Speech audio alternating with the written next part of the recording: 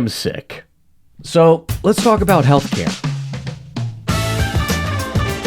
I am recording this on December 14th. Tomorrow is the deadline to sign up for a healthcare plan through healthcare.gov or your state's insurance exchange for insurance that begins on January 1st. Open enrollment stays open until January 15th of next year, but if you sign up between December 16th and January 15th, your plan won't go into effect until February 1st. So depending on your coverage needs, you have a little bit of time left to make a decision, or you have no time at all and you gotta get cracking. Now, I've spoken on the topic of health insurance before. I'd highly recommend you check out a couple videos. One, I do an overview of health insurance options, and another, I dig into how subsidies work. Depending on your income level, you can get a tax credit that's going to lower the amount that you have to pay each month for a health insurance plan. It's for this reason why I've been hesitant to go shopping on the exchange, because I don't know how much money I'm going to make at the end of the year. My income is not fixed. It fluctuates. I could hook a big client and bring in more income than I had expected. And if my income does exceed a certain threshold, I could end up losing all of my tax credit and have to pay back a chunk of change when it comes time to file my taxes. Who knew that making too much money would be a problem? Now, to be fair, it's not a problem yet, but I just don't like not knowing what to expect, especially when it comes to things like me being able to go to the doctor.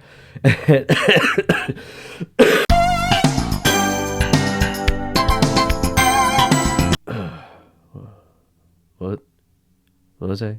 Oh, so I was scared of this thing called the Subsidy Cliff, which is the idea that as your income increases, your subsidy eligibility, the tax credit you would receive, decreases naturally. But you would get to a certain point where it just falls off the cliff pretty suddenly, and you're left holding the bag and needing to pay full price for your health insurance plan. Depending on which plan you pick, that could cost anywhere between an arm and a leg and out the wazoo. But a couple things have transpired recently that have made this a less risky proposition now for people like me.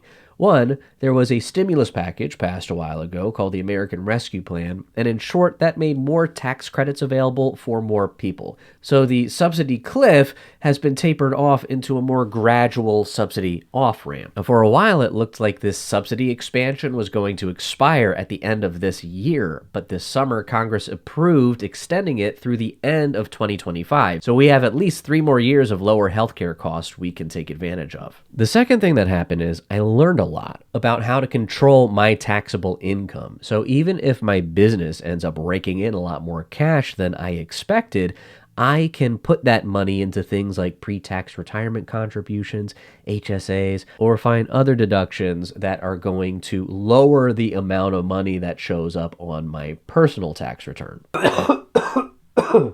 Oh, I gotta get off camera. Now, before we go any further, let's figure out how much health insurance is going to cost in the first place. This is going to depend on a number of factors: where you live, the size of your family, what sort of plan you want. And you can go straight to the insurance exchange and see the actual estimated cost of all the different plans. But the Kaiser Family Foundation has a great health insurance marketplace calculator that's going to give you a good idea of how much you can expect to receive in subsidies based on your family size and income. So let's plug in some numbers. Now, real quick, down here, I have 5 people in my family. 2 adults are going to be enrolling in marketplace coverage.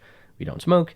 And none of our children are going to be enrolling in marketplace coverage. We have them covered through CHIP, or state health insurance. Let's finagle with some numbers up in the income field.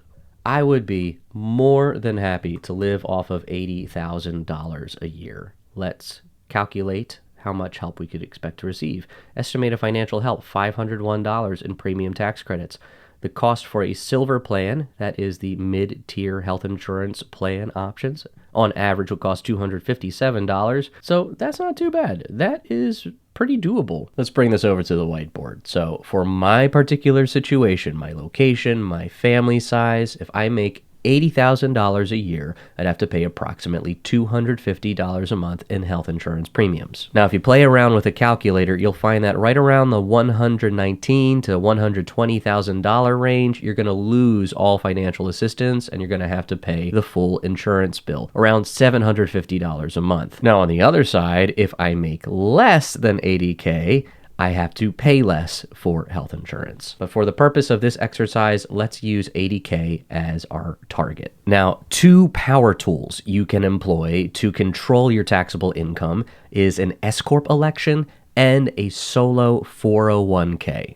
Now, I'm not going to go super into detail right now, and I am not a tax lawyer. I am not a professional accountant. If you are one and you're watching this and I get anything wrong, you are free to call me out. But the gist of the tax benefit of an S-Corp election is this. You can be both an employer and an employee. If your business makes money, you can pass that to yourself in two different ways. You can pay yourself as a W-2 employee, and you can also pay out a shareholder profit distribution. Now, the W-2 income is subject to payroll or FICA tax. The employer pays half of this, and the employee pays half of this. Both W-2 and profit distributions are subject to federal income tax, but distributions are not subject to FICA tax. Altogether, FICA tax is 15.3%. Distributions, you don't have to pay any of that. And that is why S-Corps are boss. Another benefit of S-Corp elections is it's going to save you a lot of time. At least it saved me a lot of time, because before I was an S-Corp, I was managing my own books. Even though it wasn't my area of expertise, I thought I had a pretty good grasp on it. But once I moved into S-Corp town, I knew I was out of my depth. There's a lot of nitty-gritty things you need to make sure you are doing correctly. So I called in the professionals and signed up with Formations, and they have taken care of everything from getting me initially set up as an S-Corp, managing my books, doing my business taxes, and saving me a lot of time and money in the process. I highly recommend you check them out. And if you sign up for a free consultation to see if they are a good fit for your business, you can get 2 months of service free. And if you use my link, which I'll post in the description below, you will save an additional 10% every month. Just a little plug for a service that has really benefited my business. Back to the exercise. Let's say our business has a banner year and rakes in $150,000. That is great. But that pushes us outside the eligibility for any financial assistance when it comes to health insurance. Even if we expense up to $30,000 and that knocks us down to $120K net, we're still not going to get any tax credits. But if we use our handy dandy solo 401k, we can move a chunk of change out of our business and into our personal coffers. You can defer 100% of your net self-employment income up to $22,500 from your payroll and put that into your retirement account. To keep the math simple, let's just sock away $20,000, and now we only have $100K that we have to account for. We're getting there, guys, but we can push this even further. The $22,500, that was an employee side deferral. You can contribute as an employer up to 25% of your salary to your retirement account. On the topic of salary, this is one of those nitty-gritty things you have to deal with as an S-Corp. You can't just pay all of your business income to yourself as a profit distribution and avoid all FICA tax. You need to pay yourself a reasonable salary. There's a number of different ways you can calculate what a reasonable salary is for you. My friends at Formations Corp would be happy to help you navigate this. For now, let's say we are paying ourselves 60% of our business income, which works out to be $90,000. 25% of that just happens to be another $22,500. Subtract that from your 100K, and that drops you below our $80,000 target. It's a Christmas miracle. And I had a wardrobe change because it's actually a day after I originally started recording this video, which means today is the deadline to enroll for health coverage that begins on January 1st. Health insurance is a very personal thing, a very variable thing. Your numbers are not going to be my numbers. It all depends on your income level, your health needs, your family size, and a whole menagerie of other factors.